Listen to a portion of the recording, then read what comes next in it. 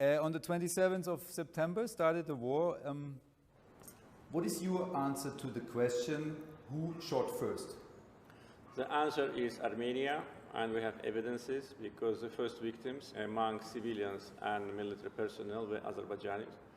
That was the third in a row military provocation against us. The first was in July, when they launched an attack on the state border between Armenia and Azerbaijan, and we had casualties among civilians and military personnel. The second attempt was August, when Armenia sent a sabotage group whose leader was detained, and he gave evidence that he was sent in order to attack civilians. And the third time, on the 27th of September, they launched a heavy artillery bombardment on some of the villages and cities situated close to the line of contact. We responded, and so that's how it started. You responded tough and harsh. Yes. Why like this time? Is it the predominance of the Azerbaijan military because of the drones from Israel and Turkey? We had these drones from Israel already for many years, and by the way, some of them were used in 2016 during the, again, Armenian provocation, which launched in the liberation of the part of the occupied territories. But that clash lasted for several days because Armenia stopped. And if they stopped this time, we would have stopped also, but they didn't. They wanted to make a big damage. They started to shell cities which situate far beyond the line of contact. And we had many victims among civilians, so far 69. So we had to defend ourselves, defend our people, and to respond. So our response was harsh, but they deserve it. As far as I understand, you gained some ground in the south especially, but as well, I mean, next to Karabakh, further in the north. How long will this war continue? It depends on Armenia. I said many times, we are ready to stop today. And by the way, the fact that 3 times we agreed for ceasefire demonstrates our will to stop military confrontation and to resolve this issue on the negotiation table by political, purposes, political means. But 3 times Armenia brutally violated the ceasefire. But they claim the same. But look, yes, definitely they do, but look at what happened. On the 10th of October, the humanitarian ceasefire was announced. The next day, they launched a ballistic missile attack on Ganja from the territory of Armenia. And probably you've seen the devastation which is caused, and 10 people were killed, civilians. They say it's not them, but it is clear because the launch of ballistic missiles is observed by the satellite. So 3 countries, the co-chairs of Minsk group, definitely they know who did it. The second time they did the same, they violated ceasefire 2 minutes after it was announced. And the third time, yesterday, when they launched a cluster bomb on the city of Terter, 4 people were killed, among them 1 7-year-old girl. So it was them. There's no evidence that we did it. What we do is opposite. I said that we will not respond them the same way. We will respond them on the battlefield. We do not attack cities. We do not attack civilians. Only on the battlefield, but we have to defend ourselves. If they attack you, if they want to regain the positions which they lost, we cannot just stay calm. We need to defend. And the more that we defend, the more territories we liberate. But exactly the same thing they claim as well. They say you use cluster bombs. I mean, there was even like some proofs. There were some proofs from Amnesty International and Human Rights Watch that you use cluster bombs there in Karabakh. I mean, why this? Why do you use this kind of arms? We don't use, we defend ourselves. We invited Amnesty International and Human Rights Watch to come to Azerbaijan. Unfortunately, their coverage of the events is only from Armenian side. They did not approach us to come here. Therefore, we have big doubts about their impartiality. But now they come, as far as I understand. Human Rights Watch, they are coming, or they told me. They are coming because we said, why don't you come here? After we made a request to them, please do come here, they agreed to come. But why didn't they come in the first place? They told me that they wanted to come. They asked for several times, but you didn't give them access. No, it's not possible. Because that was what we did just yesterday said why they don't come. Let them come and go to Ganja, go to Terter, meet the people whom Armenians attacked. And again, the ballistic missile launch is seen from the satellite. No one can say that we launched a ballistic missile on any civilian compound in Nagorno-Karabakh or in Armenia. Let me ask again about this cluster munition, because of course you know it's a very serious subject. I had a look into the research of Human Rights Watch, and the proof was quite interesting. They had pictures, and they even named the name of the weapon. They said it was an LAR-160 cluster bomb from Israel. Do you really want to dispute that fact? Yes, of course. There are no proofs about that, and I would like them to come here and to give these proofs. At the same time, to go to Ganja, to go to Terter, to go to Barda, and see what kind of weapons Armenians are using, and be impartial. So if they find the weapons here, you rely on their research? No, they will have to, because there's no way for them to say no. Let them say, because so far, Human Rights Watch and Amnesty International was very aggressive on Azerbaijan. They never made any comment about violation of human rights in Armenia. When a journalist died in Armenian prisons, they were silent. When leader of main opposition party of Armenia was jailed, they were silent. When former presidents are on trial, they were silent. They don't want to see, because they have so-called Armenian, origin people in their structures. And these organizations are basically used in order to damage the image of Azerbaijan. But nevertheless, we invited them, let them come and say what they see. Actually, you never signed the UN Convention on Cluster Munition, so why is it a problem for you? Actually, you could use it. But did Armenia sign it? No, but we are talking about Azerbaijan right now, not about Armenia. We are talking about conflict. We are talking about conflict, and the fact that we sign or don't sign any kind of convention doesn't mean that we are using it or not. We have enough ammunition, we have modern weapons, and we demonstrate it on the battlefield. And what we do, we liberate the territories not with bombs, we liberate the territories with our fighters, which take one village after another, one city after another, raise Azerbaijani flag. So that's how it's done. Coming to this subject, I mean, wouldn't it be a goal somehow to take over those 7 districts and afterwards to negotiate maybe and to come to an autonomous zone of Bergkarabakh? We suggested that, but Armenians always rejected. The co-chairs of the Minsk group can prove what I say. We always suggested, we always were committed to the peace plan, so-called basic principles, which provided the liberation of the occupied territories of Azerbaijan in phases. At the first stage 5, at the second stage 2, but now among those 5, almost all of them have been already liberated. Therefore, Armenia always was against that. And frankly speaking, what we've seen on the battlefield after we liberated the territories, those, engineering constructions which we built, they invested maybe hundreds of millions of dollars, they show that they were not planning to leave those territories. Because if they planned to leave the territories, they wouldn't have invested so much. There are several lines of defense with modern equipment, modern weapons, and modern engineering technology. Therefore, all their behavior on negotiation table was an attempt to mislead the mediators and us. They were making the negotiation endless and wanted to win time, what they've managed to do for 27 years. Therefore, we are committed to the basic principles. The 7 districts must be returned to us. Never Armenians lived in those districts. Plus, Azerbaijanis who were expelled from Nagorno-Karabakh, and there have been 40,000 people of Azerbaijani origin in Nagorno-Karabakh before war, must return there. And then that's how the plan should be implemented.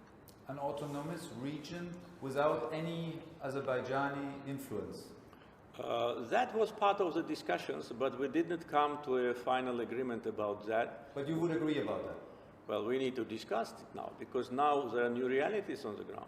Always we heard one... What kind of influence do you want to have there in an autonomous region? I mean, this is contradicting by itself. No, first of all, we did not agree on any autonomous region. This is first. We did not come to this agreement. When we were suggesting that, Armenians were rejecting. They were demanding independence, which we did not agree. Now, the realities on the ground have changed. We heard many times that there are realities, and you have to take them into account. And we said, okay, so we changed the realities. Now they will have to take it into account. And what we suggested them during these 27 years, maybe not valid any longer. Therefore, we need to have discussions now. And by the way, we are ready to send our foreign minister to Geneva tomorrow to start new round of negotiations, if Armenia is ready, and to discuss the future of Nagorno-Karabakh at the negotiation table. But for that, Armenia should stop. They always wanted, during these months, to regain back the territories which we liberated, and that was the main reason for their defeat. When we were there in this area among us, the question came up, why actually is Bergkarabakh so important for Azerbaijan? I mean, is there kind of resource, or is it just symbolic? Alsace and Lotharingia, is it important for you? Bavaria, is it important for you? Or Rhine-Westphalia? It's our land, our territory, internationally recognized. It's not a matter of resources. We have main resources here in Baku. It's a matter of justice, it's a matter of national pride, and it's a matter of international law. International law and the whole international community recognizes Nagorno-Karabakh as integral part of Azerbaijan, and we are restoring justice, and we are implementing UN Security Council resolutions which were on paper for 27 years. Are you actually recognizing that the majority of the people in this region were Armenians, as most historians say worldwide? With respect to history, I can tell you that Armenians were transported or brought to this region after the peace agreement between Karabakh Khanate and Ibrahim Khalil Khan signed it, and Russian Empire. And the agreement was signed by Russian General SİA-nın in the beginning of the 19th century. Aren't they living there since centuries? No. They started to be transported to Nagorno-Karabakh after Kürekçe peace agreement, and then Gülistan peace agreement, Turkmençay peace agreement. 1805, 1813, 1828. You can see in internet. There is no mentioning of Armenians in these agreements. Armenians then were brought by Tsarist Russia from Eastern Anatolia and from Persia in order to change the ethnic and religious composition of the region. So most of the historians, experts on the Caucasus region are wrong? Yes, of course, because look at the documents. Historians, which historians? There are different historians, and history sometimes is motivated by political preferences. But look at those documents there in internet, and you can see, if you find any mentioning of Armenian population, you'll say that I'm wrong. So that's how it was. But the other thing is, yes, they lived there for 200 years.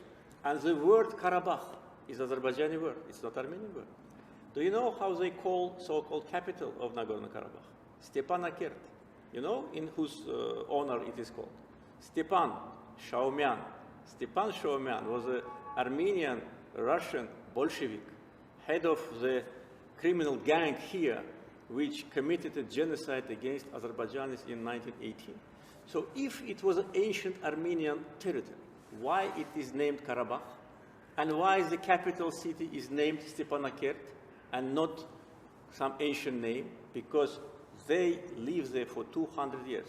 In 1978, Armenians who lived there raised a monument, 150 years of their arrival to Nagorno-Karabakh. This is history. But again, they lived for 200 years, and we want them to live. And I said many times, we want Azerbaijanis to go back and Armenians live there where they lived historically for 200 years, no matter. Nevertheless, these people experience your military action as, how they say, ethnical cleansing. No, not at all. We've been the subject of ethnic cleansing.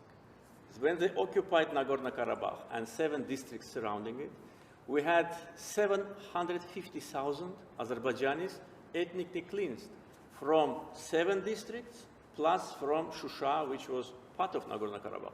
We've been subject of ethnic cleansing. We didn't do any ethnic cleansing against Armenians. And we're not planning to do it now, because I said that we have to live together. It will not be easy, but we'll have to learn. But civilians were killed there right now in the last couple of weeks. Civilians were killed in Azerbaijan also. 69. There as well? Yes, because it's a war, but 69 civilians killed in the territories which are far away from the conflict zone. In Ganja, more than 300 civilians have been wounded by Armenians. It's a war. It happens, unfortunately. I used to live in Israel for 5 years. Yeah. I know very well that the drones in Israel, they are very accurate. So how does it come, I mean, it wasn't done by a drone as far as I understand, but how does it come that the church was hit in Bergkarabakh? That was, as I said already, that was probably a mistake of our artillery. Or the second option could be that Armenians did it themselves in order to Christians are shooting on their churches? But it was a minor damage. It was not destroyed. Have you seen the images of that? It's a minor damage. The church was not destroyed. It can be repaired within 2 weeks, maximum. Therefore, we have a doubt that that could be done by them themselves in order to put the blame on us. Look in Baku at Armenian church. We preserve it. We restore it. Could you imagine Muslims to destroy or to demolish a mosque by themselves to make something up like this? I don't know. Maybe it may happen. Why not? Armenian church here in Baku is preserved by us. We did not destroy it. We protect it. We keep thousands of Armenian books there. But they, in the mosque in Zangilan, which was liberated, they keep pigs there. That's the difference. As far as I understand, on the 1st of October, a man in Azerbaijan was put in prison because he demanded peace. I mean, some human rights experts, defenders, they say you might have started this war as well to unite the nation behind you and to somehow to distract from the problems in the country when it comes to democracy and human rights? That's absolutely wrong assessment. First of all, I don't know about anyone who was arrested. If you can give me the name, if you have the name, you give me. Do you have the name? I don't have the name right now, but I will find out. I will find out. When you find out, you tell me. So we can consider this question invalid because you don't have the name. And I don't have this information. With respect to distraction of attention, there is no need to distract the attention. Our political system is efficient. Before this clash, after, and even before the parliamentary elections which we had, I launched a kind of a new process of political cooperation. And we made a public appeal to all political parties to start practical cooperation, to put an end to hostility, and to start at least talking to each other. And except 2 parties, all the other parties, 50 of them, supported them. We started a modern, new political process. We have now many opposition members in our parliament. The political process is very efficient. Aren't there many opposition members as well in prison in Azerbaijan? No. Those who are in prison, they're in prison for the crimes they committed. There's no one here on political charges, and opposition is... What kind of crimes? Saying their opinion? No. Different crimes as any other crime. I don't know exactly which, but it's just ordinary crimes. So we don't have this kind of a reason. Second, our economic performance during the pandemic is one of the best.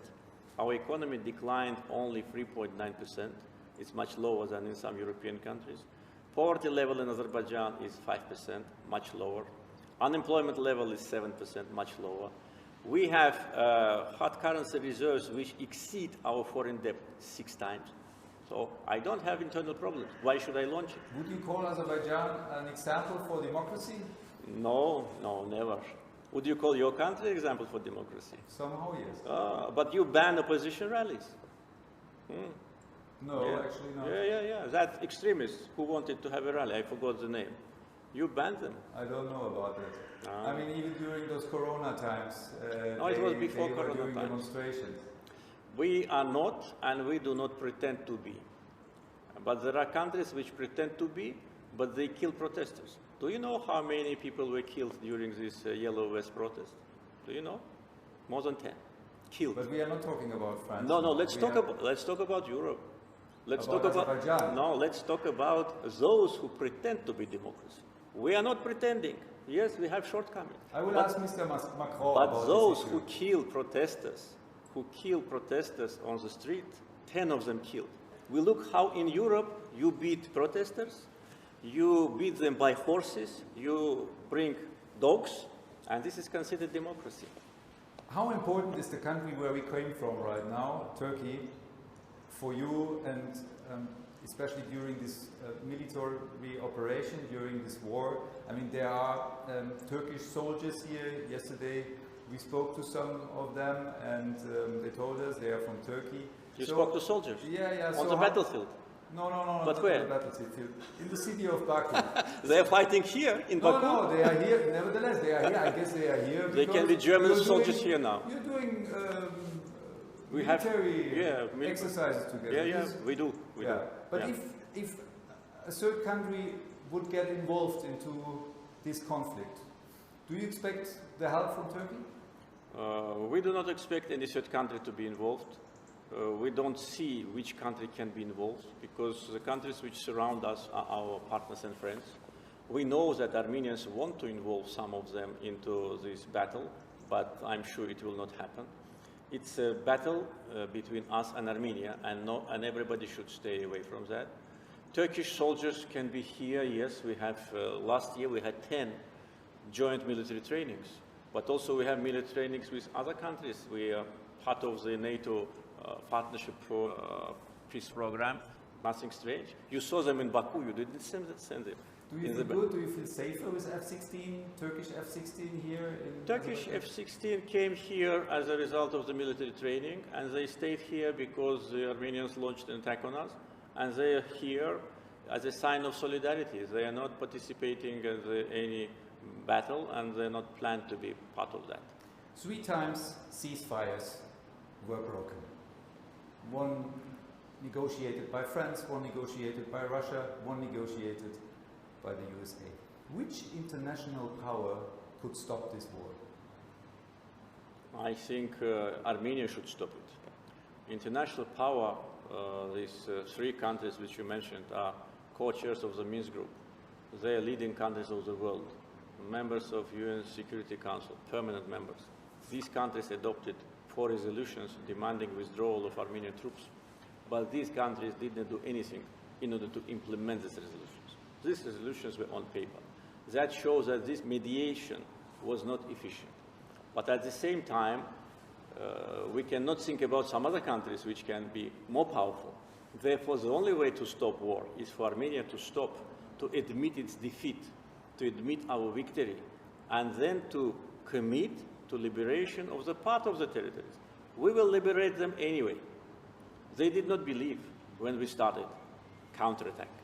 We said, we will liberate. Stop it now. They could have stopped even when we took Fizuli back. Do you have the feeling that they are not really interested in this conflict? Whom you mean? Those 3 countries, for example? Well, no, I don't have this feeling, because if they were not interested, they wouldn't have been mediators. They have a mandate from OSCE. But the mediation wasn't successful. Yes, it wasn't successful because they did not put sanctions on Armenia. I raised it many times. Armenia should have been sanctioned, like Iraq was sanctioned when Saddam Hussein occupied Kuwait, immediately. And there were serious sanctions against Iraq. If the same happened to Armenia, then they would have moved the forces back. So they closed their eyes? Yeah, they closed their eyes. Yeah. They, I would say, not close their eyes. They always were saying there is no military solution. They wanted that this situation continues more or less the same way. I think they were fine with the fact that the conflict seemed to be frozen. They thought that it may be frozen forever. And they only tried to think about some confidence-building measures, some monitors, so that there is no outbreak. But they did not implement their mandate in accordance with OSCE decision, and they should have forced Armenia. I think each of these countries unilaterally can send such a message to Armenia that it should listen to it, but they didn't. Are you listening to them? I'm listening to every partner, but it depends what I do after I listen, but I'm listening. 2 days ago, I heard you in the radio asking the question, where has Armenia the money from to do this war? Yeah. What is the answer? No answer. I'm asking this question for 1 month. We made a preliminary calculation. I guess somebody who's asking this question continuously somehow has an answer on mind. Well, if I had an answer, I wouldn't have asked. If I'm still asking, it means that I did not get an answer. We made a preliminary calculation about the minimum. And by the way, I did not disclose all what we have destroyed. That will come. $2.7 billion cost of the ammunition which we destroyed and which we took as a trophy. Where the money comes from? Armenia is a poor country. Its budget is less than $2 billion. Its foreign debt is $8 billion. They are supported by Russia. That's your opinion, yeah? You say? Well, this is official. This is no secret. Yeah. Somebody else? Maybe, I don't know. So I'm asking, but nobody is responding, so I will continue to ask. Your Excellency, Mr. President, thank you very much for the interview. Thank you.